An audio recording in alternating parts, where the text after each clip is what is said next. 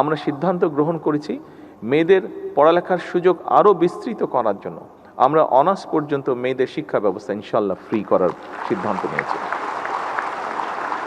এবং শুধু একই সাথে নয়, প্রাইমারিতে যেরকম আমরা স্টাইপেন্ড দিচ্ছি, একইভাবে আমরা উচ্চশিক্ষার জন্য যারা ভালো রেজাল্ট করবে সেই সকল মেয়েদেরকে আমরা স্কলারশিপও ইনশাল্লাহ দিব।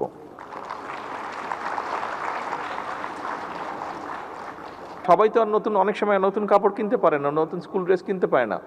আমরা সেই জন্য সিদ্ধান্ত নিয়েছি, শিক্ষকবৃন্দ এবং উপস্থিত সকল সুধীবৃন্দ, আমরা সিদ্ধান্ত নিয়েছি সরকার থেকে যে আমরা পর্যায়ক্রমিকভাবে বাংলাদেশের প্রাইমারি স্কুলের ক্লাস 1 থেকে ক্লাস 5 পর্যন্ত সকল বাচ্চাকে আমরা নতুন স্কুল ড্রেস দেবো ইনশাআল্লাহ।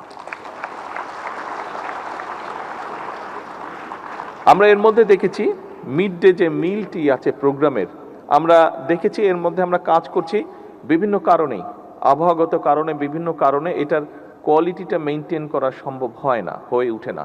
আমরা এটার উপরে কাজ করছি, আমরা আশা করছি দ্রুতই এ ব্যাপারে আমরা একটা সমাধান বের করতে পারবো এবং বাচ্চারা যাতে ভালো খাবার খেতে পারে, যেটা তাদের জন্য পুষ্টিকর হিসাবে কাজ করবে, যেটাতে তারা এনার্জি পাবে, যেটাতে তারা শার্প হবে তাদের মেমোরি, সেগুলোতে আমরা কাজ করছি।